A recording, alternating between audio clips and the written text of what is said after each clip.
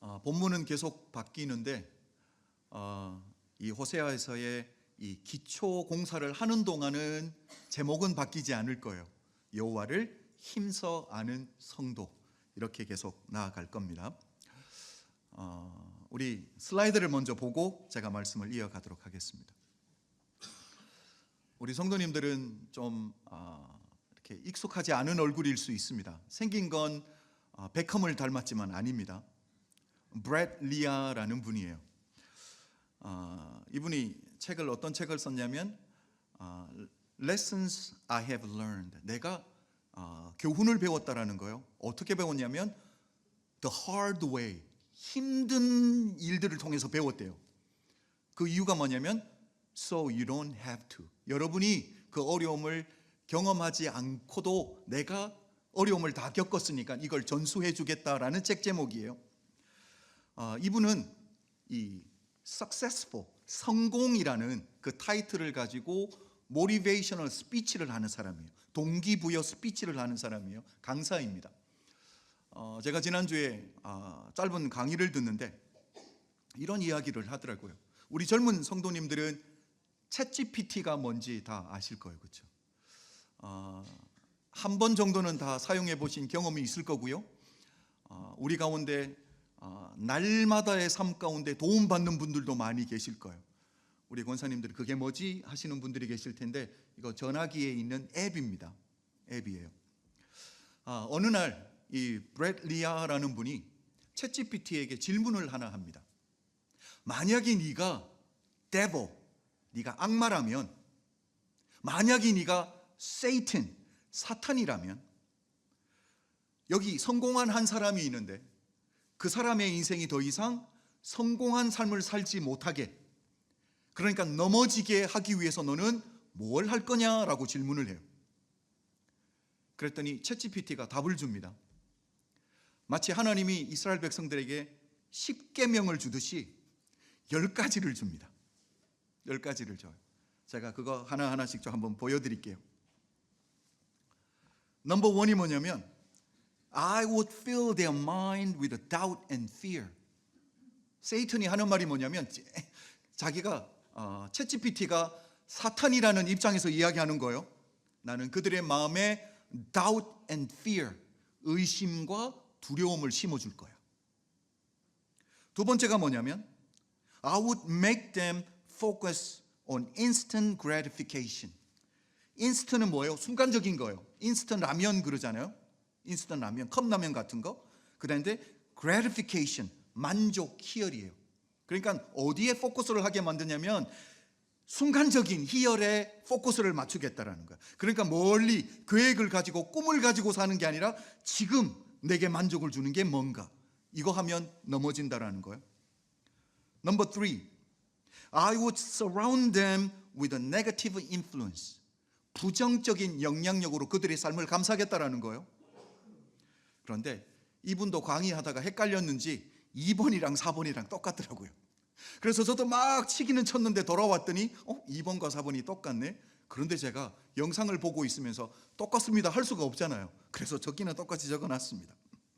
그 다음에 5번째예요. 넘버 5, I would make sure that they remain comfortable. remain comfortable이라는 건 뭐냐면 자기 현실에 만족하게 만들겠다라는 거예요. comfortable해, 편안해, 여기에 머물러 있게. 결국은 도전 정신을 죽이겠다라는 거예요. 6번째, I would make them think they had to plan everything. 그들 스스로 모든 것을 plan, 계획을 짜야 된다라고 생각하는데, 그런데 문제가 뭐냐면 I would use procrastination. 이게 뭐예요? 연기하는 거예요. 계획을 내가 짜야 되는데 계속 연기하게 만들겠다라는 거예요. 그러면 넘어진다는 거죠. 넘버 7, I would erode. erode가 뭐냐면 시간이 오래돼서 뭐가 침식되거나 약화되는 거예요. 뭘 약화시키냐면 their confidence. 그들에게 있는 자신감, 확신, 내가 이거 이루어낼 수 있다라는 확신을 erode, 약하게 만들겠다, 침식시키겠다라고 이야기해요. Number 8, I would make them focus externally, not internally. 그러니까 외부의 것들, 내가 얼마나 많이 감을 안 가지게 만드는 거예요. 내 영혼이 어떤지, 내 마음이 어떤지, 내 심령이 어떤지 여기는 관심을 두지 않게 만들겠다라는 거예요. Number 9, I would give them poor habits. 좋지 못한 습관에 빠지게 만들겠다. Number 10, I would remove the sense of urgency. Sense of urgency가 뭐냐면 절박함을 없애버리겠다라는 거예요. 이게 뭡니까? 결국 현실에 만족하게 만들겠다라는 거예요. urgency가 있어야 노력도 하는데 그걸 sense of urgency를 remove 해버리겠다는 거, 치워버리겠다라는 거예요. 이 강의를 듣고 이거 우리 성도님들하고 좀 나누면 도움이 되겠다라고 저도 컴퓨터에게 막 열심히 쳤습니다. 그리고 나서 제가 또 읽게 되잖아요. 그렇죠? 읽게 되고 생각하게 되는데 이게 뭐랑 연결이 되냐면 호세아 선지자가 섬겼던 그 시대의 북이스라엘의 사회 현상과 딱 맞아 떨어지는 거예요.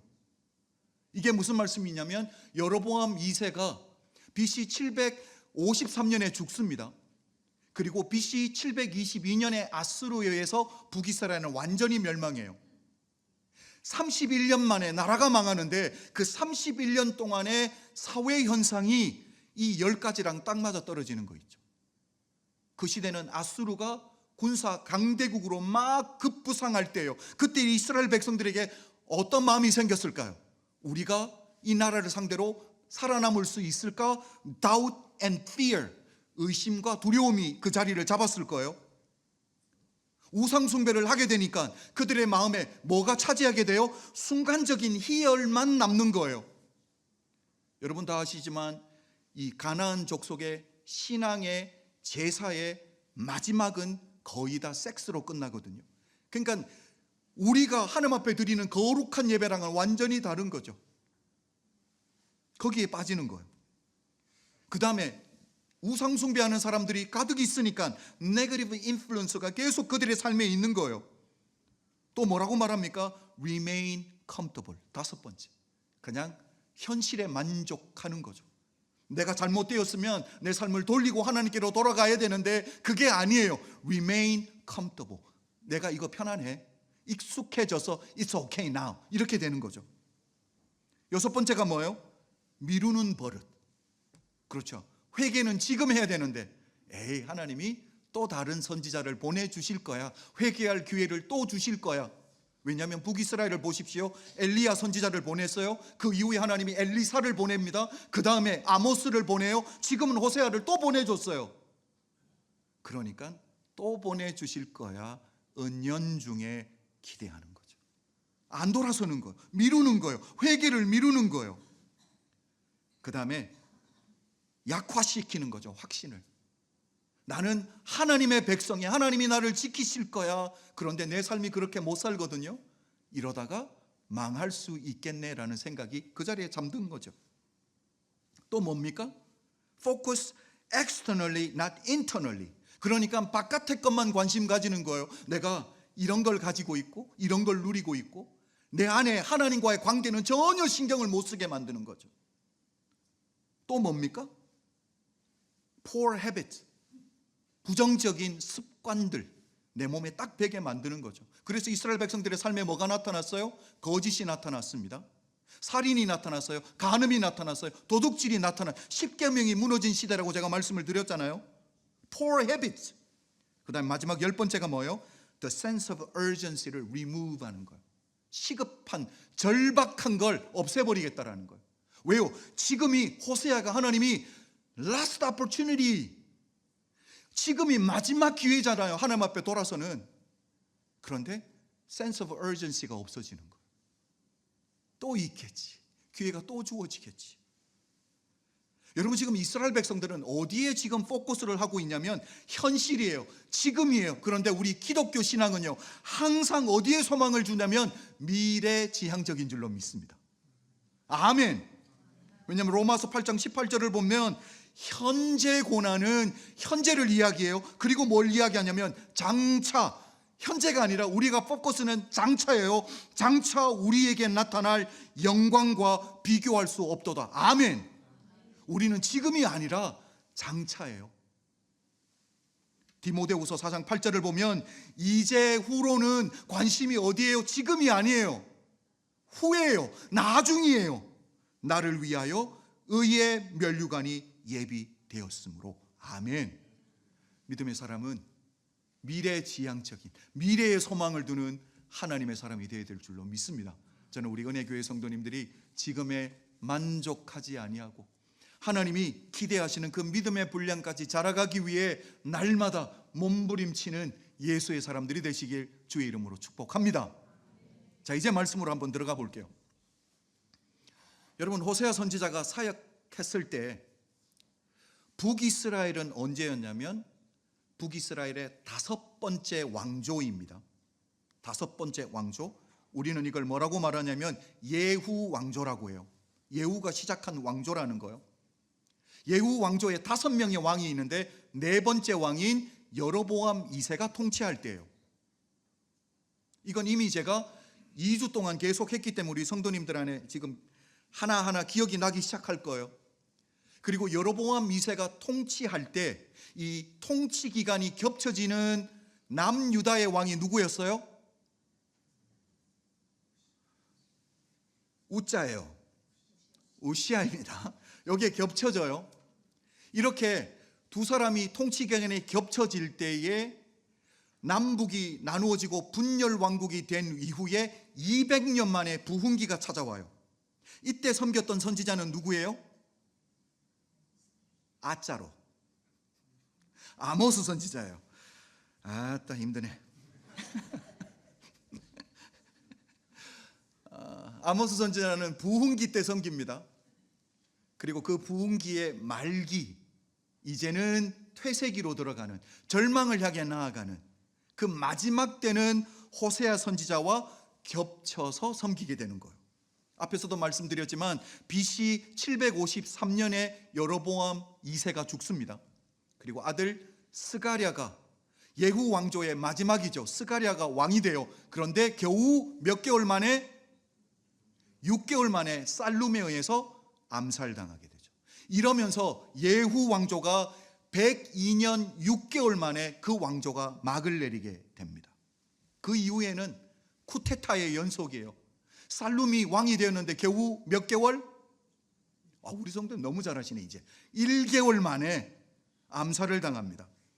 무나헴에 의해서. 무나헴은 부가히야에 의해서 암살을 돼요. 부가히야는 베가에 의해서 암살을 돼요. 그리고 베가는 호세아 왕에게 암살을 당하고 죽습니다. 그리고 호세아가 통치할 때에 BC 722년에 아수르에 의해서 북이스라엘은 완전히 멸망하고 역사의 무대에서 사라지게 되죠. 결국 31년 걸렸다고 말했어요.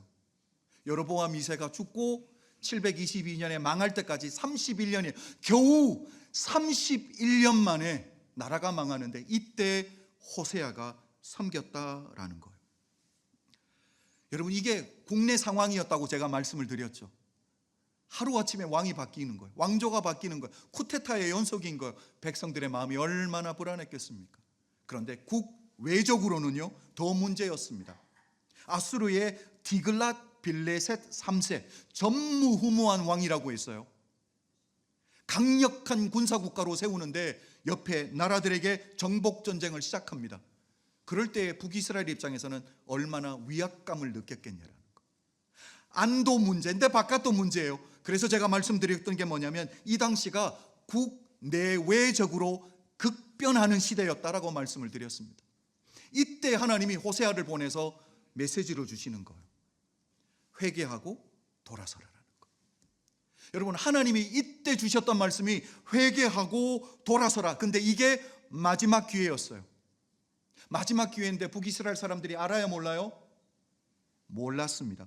더 큰 문제는 뭐냐면 마지막 기회가 아니리라고 또 착각하는 거예요. 또 기대하는 거예요.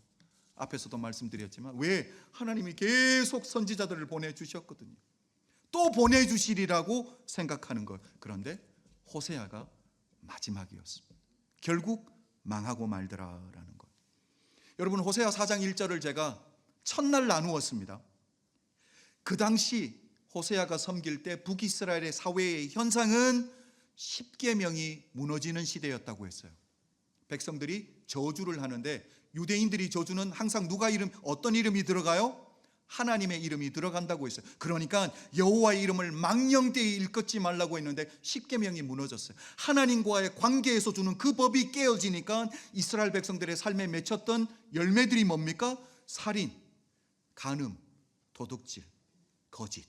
십계명이 하나하나 그 사회에서 다 무너지기 시작했어요. 여러분, 이게 바로 우리가 2주 동안에 호세아서의 기초를 놓으면서 제가 여러분과 함께 나눴던 내용들이었어요. 자, 기억들이 이제 소록소록 올라옵니까? 그렇다고 저는 믿을게요. 나무를 보기 전에 먼저 뭘 봐야 돼요? 숲을 봐야 돼요. 그래서 제가 지금 말씀 안으로 들어가기 전에 여러분에게 전체적인 호세아의 빅픽처를 그려드리고 있는 거예요. 전체를 봐야 안이 이해가 되기 때문에. 호세아서는 총 14장으로 되어 있습니다. 14장으로 되어 있고 투 섹션으로 나눌 수 있어요. 두 부분으로 나눌 수 있어요. 첫 번째 부분이 1장부터 3장이에요. 두 번째 부분이 조금 깁니다. 4장부터 14장까지예요. 자, 이 부분은 어떤 말씀이냐면 이스라엘 백성들이 범죄하고 하나님으로부터 돌아섰어요. 그런데 이걸 호세아와 고멜 부부를 통해서 하나님과 이스라엘 백성의 이 관계를 보여주는 거예요. 이해가 되셨어요? 이해가 되셨죠? 자, 그리고 1장부터 3장은 뭐냐면 우리 금요일 저녁에 요한계시록 강의를 하면서 유대의 이 구성의 법칙, 글을 쓰는 법칙 하나를 배웠어요. 뭐였습니까? 인클루지오라는 걸 배웠어요. 우리 한국말로 뭐였어요? 수미상관법이었어요. 자, 그런데 호세아의 첫 번째 부분, 첫 번째 섹션 1장부터 3장은 구성의 법칙이 뭐냐면 카이아즘이에요. 카이아즘. 이거 잊어버려도 돼요. 근데 한글은 좀 기억해 주시면 좋습니다. 교차대구법이라고요. 우리 통역하시는 분이 이게 무슨 소리지? 나도 한국말이 서툰데 대구에 가면 교차로에서 조심해라는 게 아니에요. 교차대구법이지만 그런 뜻이 아니라 이게 뭐냐면 이 첫 번째 섹션 1장이 시작하면서 바로 호세아와 고멜 이야기로 시작해요. 그리고 3장 마지막을 어떻게 끝낼까요? 호세아와 고멜 이야기로 끝내요. 그래서 교차대구법이라고 하는 거예요. 다음에 설교 한번 더 들으십시오. 성경 공부가 아니라 반복하지 못합니다. 자, 두 번째 섹션은 4장부터 14장이에요. 마지막까지. 자, 이건 조금 복잡할 수 있는데 쉽게 설명을 드리면 이 두 번째 섹션을 보는 관점이 있는데 세 가지 관점이 있습니다. 맞고 틀린 게 아니에요. 어떤 관점으로 보는가가 다른 거예요. 세 가지 관점을 이야기하고 목사님이 호세아서를 어떤 관점으로 보는지는 이야기해 드릴게요. 자, 첫 번째 관점이 뭐냐면 4장부터 14장을 예언서로 보는 거예요. 예언으로 보는, 예언의 관점으로, prophecy로 보는 거예요. 그러니까 4장부터 14장까지 수많은 말씀들이 있는데 이걸 예언의 관점에서 보는 거죠. 그렇게 보면 14개의 예언이 나옵니다. 두 번째 관점이 뭐냐면 두 번째는 설교의 관점으로 보는 거예요. 그러니까 호세아 선지자가 백성들에게 주는 메시지, 설교의 관점으로 보는 거예요. 그렇게 보면 설교가 9개가 나옵니다. 그리고 마지막은 오라클 관점이에요. 우리 젊은 집사님들 예전에 매트릭스 영화 보셨죠? 거기 보면 오라클이 나와요. 너무 오래된 영화인가? 오케이. 오라클이 무슨 뜻이에요? 신이 인간을 통해 당신의 뜻을 전달하는 걸 오라클이라고요. 저는 이 관점으로 말씀을 풀어갈 거예요. 오라클 관점으로. 이게 뭐냐면 하나님이 이스라엘 백성들을 재판장으로 모으세요. 하나님이 이스라엘 백성들을 법정으로 소환하세요. 그리고 첫 번째 하나님이 하시는 게 뭐냐면 이스라엘 백성들의 죄악을 지적해요. 두 번째가 뭐겠습니까? 그 죄악으로 인해서 하나님이 어떻게 심판하고 징계하실지가 두 번째 부분이에요. 자, 한 가지가 더 남았습니다. 선지자 오라클은 심판으로 끝나지 않아요. 항상 회복으로 끝나요. 이게 하나의 사이클이에요. 하나님이 이스라엘 백성들의 죄악을 지적하고 그 죄악으로 인해서 심판하고, 심판으로 끝나지 않고 하나님이 회복하시는 사이클로 돌아갑니다. 그런데 이게 깨어지는 게 한 사람이 있어요. 선지자 중에. 누구예요? 예레미야 선지자예요. 예레미야 선지자. 예레미야 선지자를 우리는 별명이 뭐예요? 눈물의 선지자. 왜 눈물의 선지자예요? 선지자는 이 세 가지 사이클로 돌아가야 되는데, 하나님이 지적하고 죄악을 징계하고 회복하실 거예요. 여기서 끝나야 되는데 예레미야는요, 회복이 없어요. 하나님이 너희 심판하실 건데 너희 바벨론을 상대로 전쟁하지도 말고 그냥 망해버려라고 하나님이 말씀하시는 거. 그러니까 이 말씀을 전하는 예레미야는요, 나도 회복을 선포하고 싶은데 하나님이 주시는 메시지는 끝났다라는 거, 더 이상 회복이 없다라는, 바벨론에서 멸망할 남유다를 하나님이 주신 거니까 예레미야는 눈물의 선지자가 될 수밖에 없는 거죠. 왜? 회복의 말씀을 선포할 수 없으니까. 자, 목사님은 어떤 관점으로 호세아서를 풀어간다고요? 세 번째예요. 오라클 관점입니다. 죄, 심판, 회복이에요. 죄, 심판, 회복입니다. 앞에서도 말씀드렸지만 이건 옳고 그름의 문제가 아니에요. 맞다 틀렸다가 아니에요. 관점의 차이예요. 어떤 목사님들은 이 부분을 예언의 관점으로 풀어가시는 분들이 있어요. 어떤 목사님들은요, 설교의 관점으로 풀어가세요. 그런데 저는 관점의 이 세 번째 오라클 관점으로 풀어갈 거예요. 이 하나의 사이클, 백성들의 죄악, 하나님의 심판, 그리고 마지막은 하나님의 회복. 여러분, 제가 아직 말씀 들어가지도 않았어요.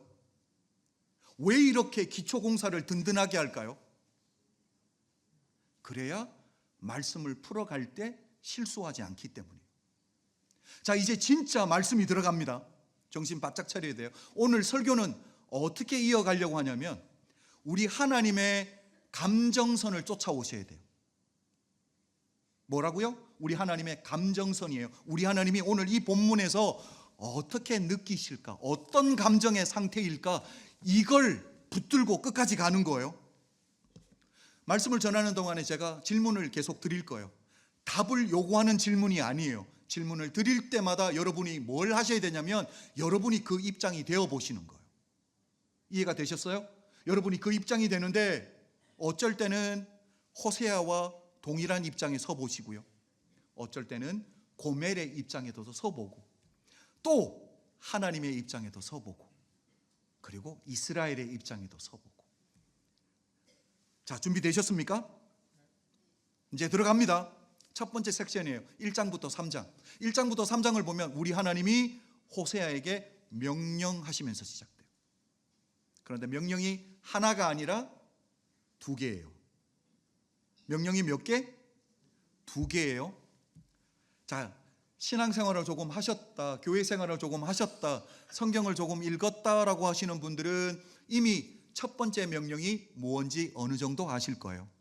자, 우리 첫 번째 명령 한번 볼까요? 1장 2절입니다. 우리 다 한번 읽어봅니다. 시작.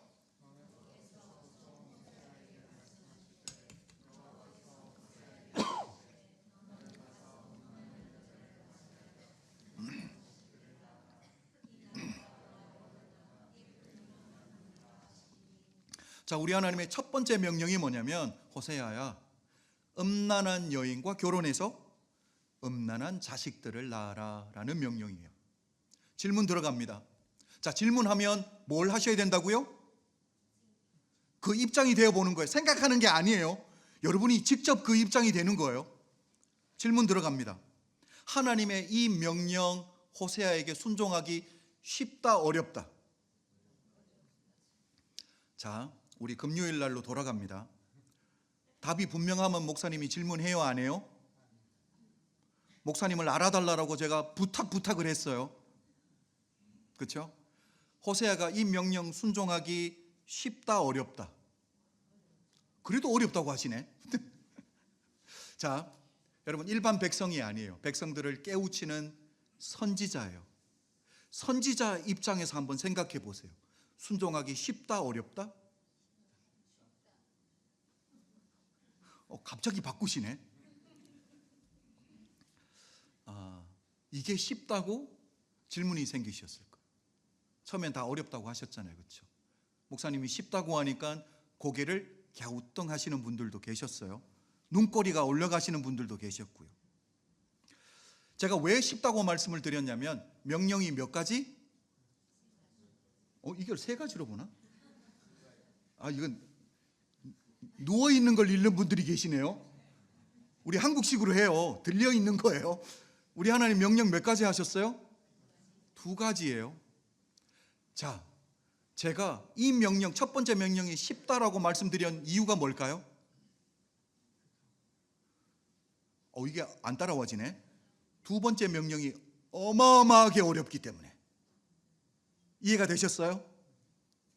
왜 제가 1번 어렵죠. 그런데 쉽다고 이야기한 건 명령이 2가지가 있기 때문에 2번째 명령을 들어보면 1번 명령은 쉽구나라는 걸 아실 거예요. 여러분, 1번이 만만치 않습니다. 선지자가 음란한 여인과 결혼을 해서 음란한 자식들을 낳는 거예요. 그런데 2번째 명령이 뭘까요? 여러분, 이거 상상하시면서 오늘은 계속 그림을 그리셔야 돼요. 말씀 속으로 풍덩 들어오셔야 되는 거예요. 자, 2번째 명령 이겁니다. 3장 1절이에요. 3장 1절 다 한번 읽어봅니다. 시작.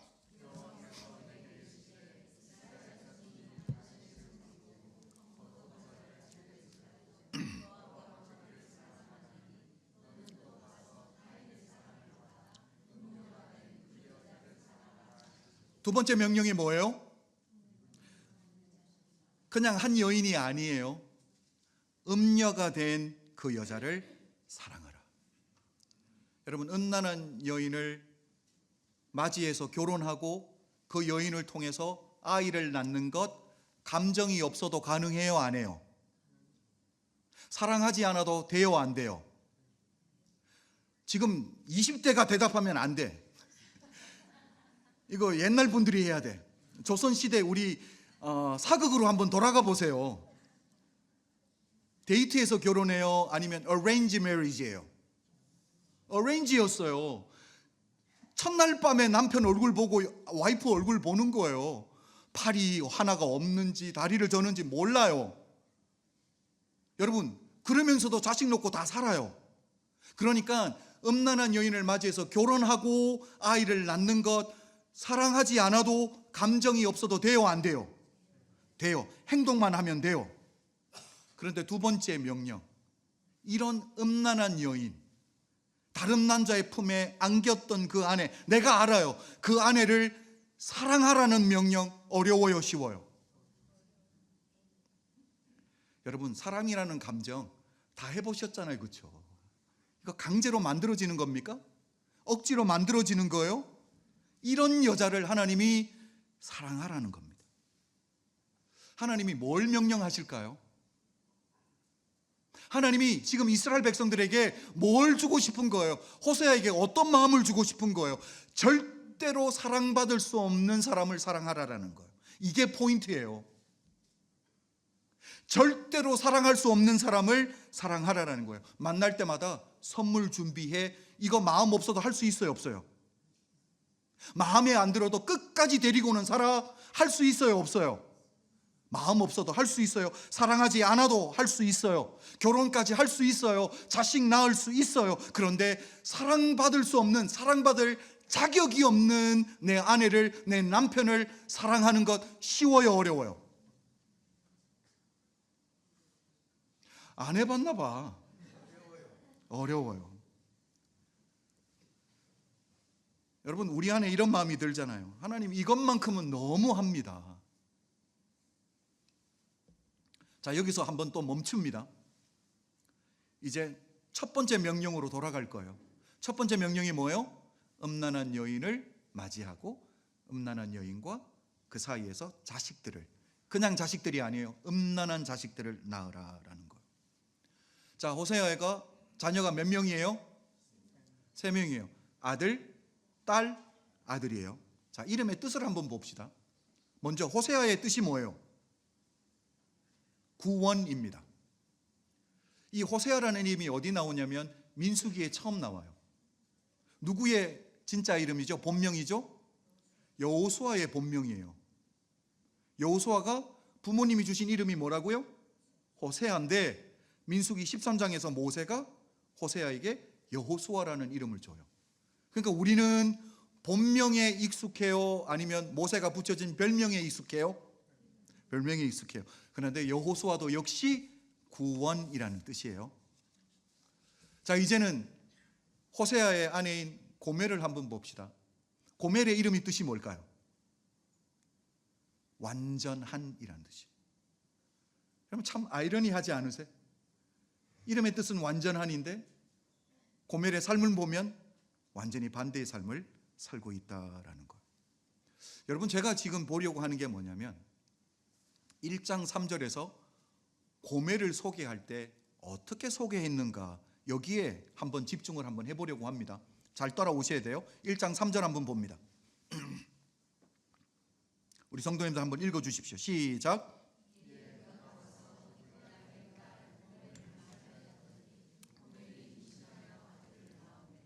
자, 고멜을 소개하는데 뭐라고요? 디블라임의 딸이라고 말해요.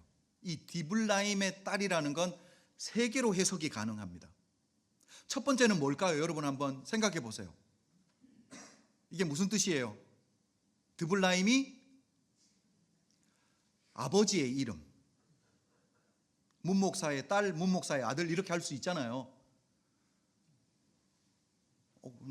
저녁 예배도 아니고 새벽 예배도 아닌데 이래 못 따라오면 뭐 해야지? 아버지의 이름일 수 있다. 두 번째는 지명일 수 있다. 왜냐하면 민수기와 예레미야를 보면 디블라임은 지명으로 되어 있어요. 어떤 지역의 이름으로 되어 있어요. 이게 무슨 뜻이냐면 목사님이 울산 출신이에요. 그래서 울산의 출신의 운동선수가 올림픽에 나가서 여자 개인 탁구 금메달을 땄어요. 그리고 돌아오면 울산은 잔치하겠죠. 신문에 어떻게 낼까요? 자랑스러운 울산의 딸, 이렇게 하겠죠. 그렇죠? 이런 의미라는 거죠. 지역의 이름일 수도 있겠다. 자, 세 번째가 뭘까요?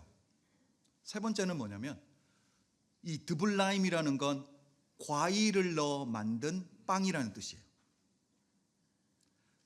과일을 넣어 만든 빵. 여러분, 물이 흔치 않는 사막기후에 과일로 빵을 만든다. 귀하다, 안 귀하다? 귀하다라는 걸 이미 아셔야 돼요. 그런데 마지막에 임자가 붙었어요. 임자가 붙었다라는 건 단수가 아니라 복수예요.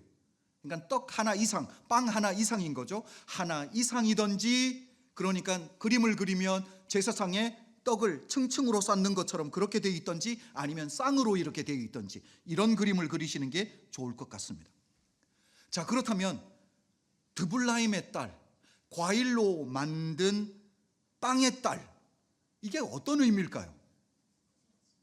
이건 그 시대의 문화를 이해하면 해석은 금방 됩니다. 여러분, 가나안 족속들의 종교를 보면 바알 신앙도 마찬가지고 아세라 이 종교도 마찬가지고요. 가나안 종교의 신전에 그 신들에게 제사를 드릴 때 바치는 제물들이 있습니다. 우리 어른들이 예전에 제사 드릴 때 상을 차리듯이 상을 차릴 때 절대로 빠질 수 없는 귀중한 제물이 있어요. 그게 뭐냐면 드블라임이에요. 과일을 넣어서 만든 빵이든 떡이든. 우리에게는 떡이 맞고 유럽에서는 빵이 맞겠죠? 그러니까 어떤 학자들은 이것 때문에 이 고멜은 호세아를 만나기 전에 가나안 족속의 종교, 신전에서 상주하며 일했던 여인이다라고 생각하는 거예요. 그러면 직업이 뭐예요? 전도사님 아니에요. 창녀라는 뜻이에요.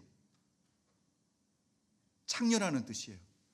그러니까 고멜이 호세아를 만나기 이전부터 이미 그쪽 어두운 데서 일을 하고 있었다라고 우리가 충분히 추정해 볼 수 있다라는 거죠. 자, 1번, 2번, 3번 뭐든 괜찮습니다. 중요한 건 뭐냐면 이 드블라임이라는 단어는 히브리어 단어가 아니에요. 그러니까 아버지 이름이라고 치면 유대인이 아닌 거예요. 지명이라고 해도 유대 지명이 아닌 거예요. 그러니까 결국 이건 뭐예요? 이방인의 이름이든 이방인의 땅 이름이든 결국 그렇다라는 거죠. 그러니까 어찌됐든 호세아가 아내로 맞이한 고멜은 우리가 알고 있는 전통적인 히브리 여자가 아니다라는 거. 자, 그런데 우리 하나님이 이런 여인을 아내로 맞이하래요. 첫 번째는 이방인입니다. 유대인 남자가 이방인과 결혼하는 거 돼요, 안 돼요? 안 됩니다. 그런데 이게 다가 아니라 음란한 여자예요. 그리고 이 자녀들 사이에 자식을 낳으래요. 자식 몇 명? 3명이에요. 첫째 이름이 뭐예요? 이스라엘 아니에요. 이스르엘이에요. 완전히 다릅니다. 뜻이. 이스라엘은 지명이에요. 제가 전에 성경 공부할 때 무기또 전쟁을 이야기했는데 무기또 바로 옆에 있는 거예요. 우리 주님의 사역의 중심지인 갈릴리 지역을 생각하면 거기서부터 지중해 연안까지 평지가 쭉 이어지는데 여길 어디라고 한다고요? 이스르엘이라고 불러요. 평지입니다. 자, 그런데 뜻이 뭐냐면 여호와가 심으셨다, 여호와가 뿌리셨다. 뜻이 좋아요, 안 좋아요? 너무너무 좋은 뜻이에요. 그런데 이스라엘 백성들에게는 이스라엘은 너무너무 안 좋은 이미지가 있어요. 유대 학자들도 인정하는 거예요. 유대 문헌을 보면 얼마나 많은 사람들이 일어나옵니까? 그런데 이스라엘이라는 이름을 가진 사람이 거의 없어요. 우리 성경에서 이스라엘이라는 이름을 가지고 있는 사람 여러분 만나보셨어요? 없다고 보면 돼요. 저도 못 찾겠더라고요.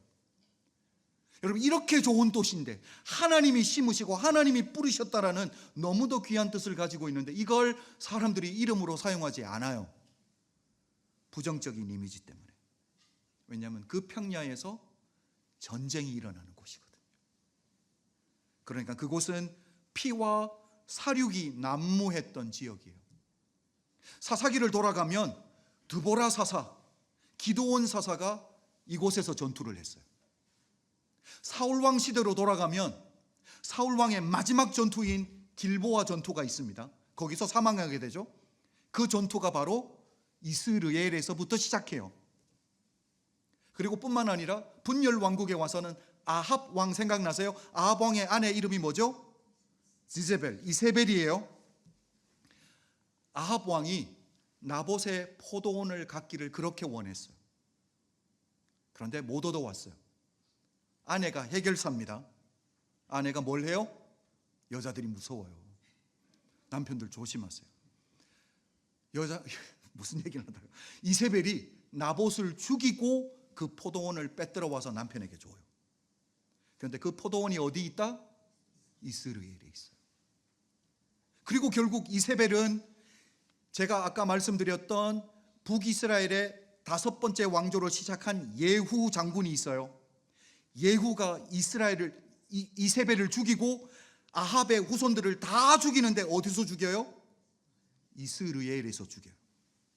그러니까 이곳은 피해 복수, 전쟁이 일어나고 사람들의 생명이 여기서 죽어진 장소예요. 그래서 너무너무 뜻은 좋은데 이 이름을 이스라엘 사람들은 사용하지 않아. 너무너무 부정적인 의미가 있기 때문에. 이미지가 안 좋은 거예요. 그러니까 우리 남쪽으로 오면 자식의 이름을 놔도 김일성이라는 이름 줘요, 안 줘요? 무슨 의미인지 이미 딱 아셔버렸네. 요즘 아이들 태어나면 웬만해서 정은이라고 안 부르잖아요. 이게 어떤 의미인지 딱 오잖아요, 그렇죠? 자, 이런 문화적인 배경, 시대적인 배경을 이해하고 호세아 입장에 서보세요. 여러분, 호세아에게 첫째 아들이 태어났어요. 첫째 태어났을 때 한번 생각해 보세요. 저희 첫째가 오늘 23살 되는 생일이에요. 나무집이라고 그렇게 대충 듣지 마세요. 제게는 중요한 딸이에요. 무슨 얘기하다 여기 왔지? 하나님이 첫째가 태어났다고 이름까지 지어줘요. 영광이다, 영광이 아니다. 그런데 이름을 뭐라고 지어줘요? 호세아의 기분이 어땠을까요? 여러분 지금 호세아의 입장에 쓰신 거예요?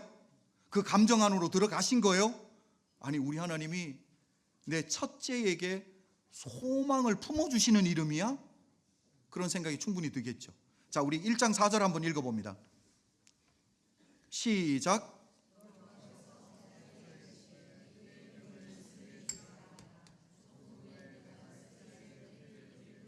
잠깐만, 그냥 대충 읽지 말고 이스르엘의 필인데 찬양대에서는 다 이스라엘의 필에 이스르엘이에요. 이스르엘의 피를 예후의 집에 갚으며 라고 말해서 여기 예후의 집이 또 나왔어요. 예후가 지금 오늘 계속 나옵니다. 예후는 북이스라엘의 5번째 왕조를 시작한 사람이에요. 그러니까 예후, 여호아하스, 요아스, 여로보암, 이세, 스가랴까지 가는 거예요. 자, 그런데 우리 하나님이 예후의 집에 피를 갚겠대요. 이게 하나님이 예언의 말씀을 주는 거예요. 예언의 말씀. 아직 이루어진 게 아닌데 예언의 말씀을 주는 거예요. 그러니까 어떤 목사님들을 이걸 예언의 관점으로 본다고 그랬잖아요. 그 19개 중에 하나가 이건 거예요. 그러니까 스가랴가 왕이 된 지 6개월 만에 암살당해 죽어요. 그러면서 예후의 가문이, 예후의 왕조가 막을 내리게 됩니다. 하나님이 이걸 예언하셨던 거예요. 여러분, 우리 하나님이 뭘 이야기하시는 거예요? 이스라엘은 하나님 나라예요. 그렇다면 지도자는 누가 세우셔야 돼요? 하나님이 세우셔야 돼요. 그런데 예후는 뭐 했어요? 자기 힘으로 암살하고 쟁탈했어요. 그러니까 결국 하나님이 갚으시겠다는 거예요.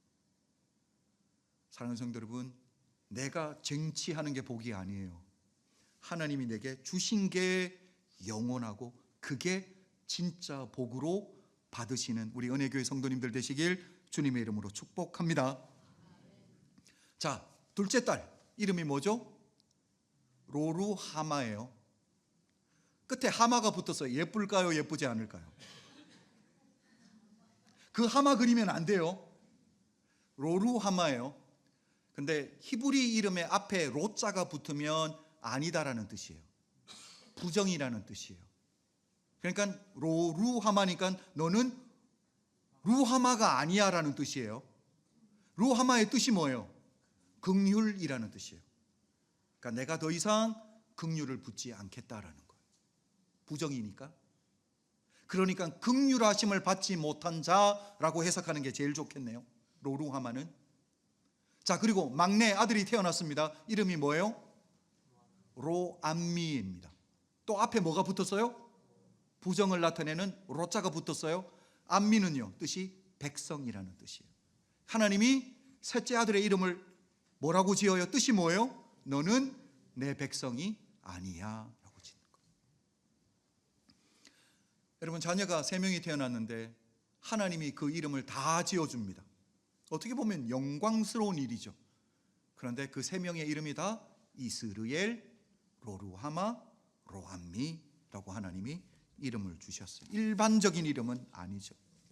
그렇다면 우리 안에 질문이 있어야 되겠죠. 왜 우리 하나님이 이렇게 이상하게 소망조차 품을 수 없는 뜻을 가지고 있는 이름으로 자녀들의 이름을 지어줬을까? 여러분, 지금 또 질문을 해서 여러분 뭐 해야 돼요? 호세아의 입장에 서 보시라고요. 여러분 감정이, 여러분 생각이 어떠시겠어요? 그냥 안 좋지 이 정도 아니잖아요. 참담하죠, 그렇죠? 여러분, 첫째 아들 이스르엘은 호세아와 고멜 사이에서 태어났다라고 생각해요. 가능성이 아주 높아요. 그런데 둘째 딸과 막내 아들은 호세아와 고멜 사이에서 태어나지 않은 가능성이 엄청 높아요.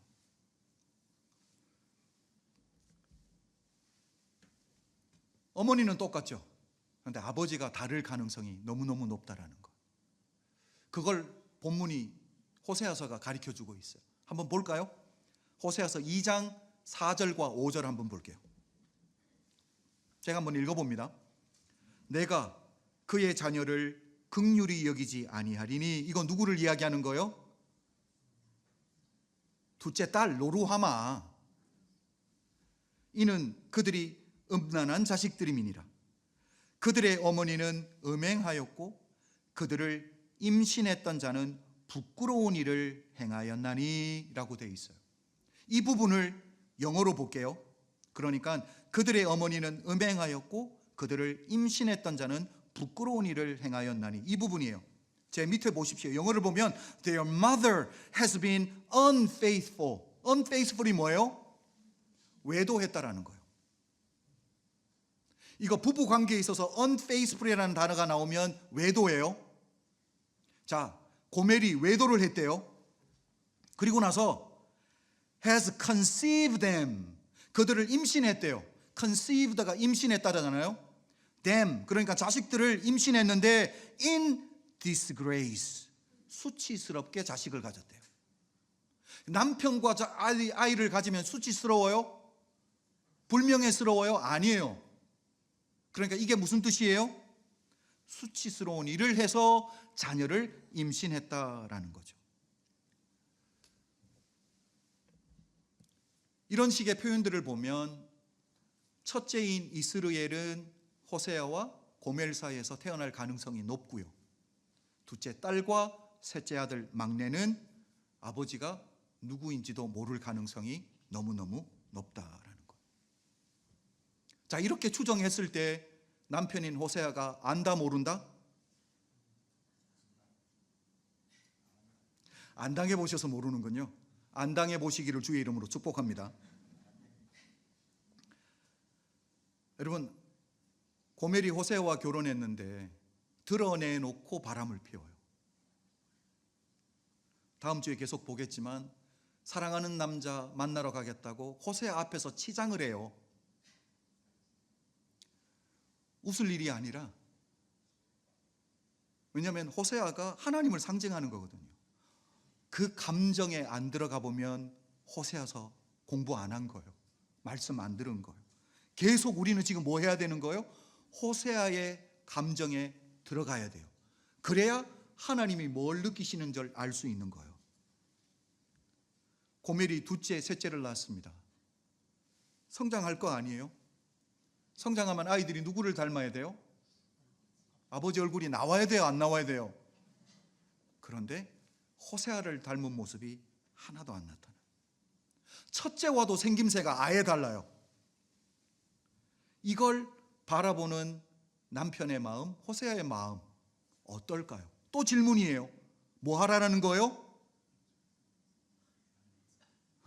이게 이래 안 되네. 그 입장에 서보라는 거예요. 어떨지. 사진을 하나 보여드릴게요. 대학교 다닐 때 봤던 영화예요. 영화 제목이 뭐냐면 Me, Myself and Irene이라는 영화. 제가 대학교 때 봤던 영화예요. 짐 캐리가 주인공이에요. 결혼을 했습니다. 위에 사진을 볼게요. 결혼해서 자식들을 낳았어요. 첫째, 둘째, 셋째를 낳았어요. 다 뭐예요?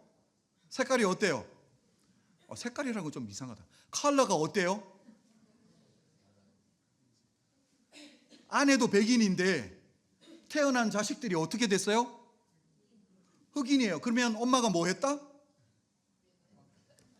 나중에 자식들이 다 컸더니 이렇게 됐어요. 똑같은 소파에 앉아서 텔레비를 보는데 아빠 얼굴이 이렇게 됐어요. 이게 생각이 나더라고요.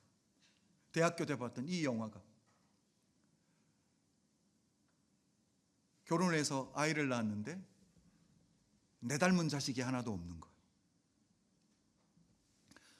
여러분, 우리 알잖아요. 우리 교육부에 가서 딱 보면 너 누구누구 아들이구나 알아요, 몰라요? 우리 이제 고등부 졸업하는 다니엘 얼굴 보세요. 누가 찍어내는지 알아요, 몰라요? 어떻게 그렇게 똑같이? 송한명 집사가 딱 보이잖아요. 아니, 친할머니도 나와요. 너무너무 신기해. 여러분, 이렇게 돼야 정상이에요. 그런데 로루함미는요, 크는데 아빠 얼굴이, 아빠 코, 아빠 눈, 아빠 손, 아빠 키 하나도 안 닮았어요. 호세아가 바보도 아니고. 2700년 전이라 DNA 테스트는 못하겠지만 그걸 알고 바라보고 있는 호세아의 마음, 속으로 삼키고 있어야 되는 호세아의 감정을 한번 생각해 보자. 그 입장에 대 보자라는 거. 그리고 이 감정을 그대로 하나님과 이스라엘 백성의 관계로 가지고 와야 돼요.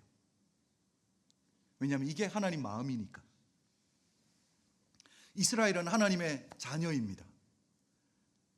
그렇다면 이스라엘은 누구를 닮아야 돼요? 부모된 하나님을 닮아야 되겠죠. 하나님의 긍휼하심을 닮아야 되고, 우리 하나님의 공의를 닮아야 되고, 우리 하나님의 거룩함을 닮아야 되는데, 하나님을 닮지 않고 누구를 닮아요? 바알을 닮은 거예요. 이스라엘 백성들의 삶의 방식이, 그들의 언어의 습관이, 그들의 삶의 태도가, 그들의 인생의 가치관이, 그들의 삶의 우선순위가 하나님 닮은 꼴이 하나도 없어요. 이스라엘 사회에 여호와 유일신 신앙이 뿌리 박고, 거기서부터 하나님의 은혜와 긍휼함이 계속적으로 흘러나와야 되는데, 바알의 삶의 방식이 나타나요. 바알의 음란함이 끊임없이 보여요. 바알의 죄성이 저주하고 살인하고 간음하고 도적질하고 거짓말하는 게 그 삶에 끊임없이 보여져요. 여러분, 이걸 바라보는 우리 하나님의 마음이 어떠실까? 내 자식인데, 내가 낳은 자식인데 하나님을 닮지 않고 바알을 닮았어요. 또 호세아의 감정으로 또 돌아갑시다. 내 자식인데, 내 자식인 줄 알았는데 나를 닮지 않았어요. 그런데 우리 하나님의 명령이 뭐예요? 이런 음란한 여인을 사랑하래요.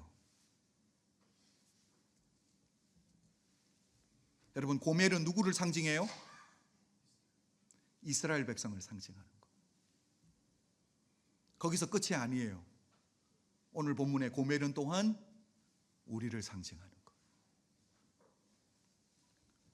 로마서 5장 8절 우리 다 한번 읽어봅니다. 시작.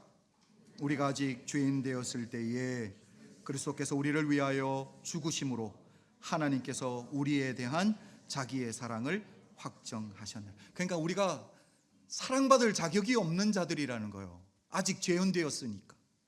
근데 하나님이 그 사랑을 어떻게 확정하셨다고요? 독생자를 주시기까지 사랑하셨대요. 사랑받을 수 없는 우리를 사랑해 주셨대요. 사랑받을 수 없는 고멜을 사랑하라라는 거예요. 왜? 하나님이 사랑받을 수 없는 이스라엘을 사랑하셨기 때문에. 왜? 하나님이 사랑받을 수 없는 죄인된 우리를 사랑해 주셨기 때문에. 우리도 우리 주변에 있는 사람을 사랑해야 되는 줄로 믿습니다. 이게 말씀의 포인트예요. 아버지의 마음을 알아야 이 말씀이 순종이 가능한 것 아니겠습니까? 여러분, 우리 삶에 하나님 닮은 모습들이 끊임없이 나올 수 있기를 주의 이름으로 축복합니다. 우리의 언어의 습관, 우리의 삶의 태도, 우리의 삶의 모습, 우리 인생의 가치관, 우리 인생의 우선순위가 주님 닮은 모습이 나오기를 주의 이름으로 축복합니다. 그래야 우리 삶에 하나님의 긍휼하심과 하나님의 은혜가 강같이 흘러나오게 될 줄로 믿습니다. 이 시간 우리 함께 기도합니다.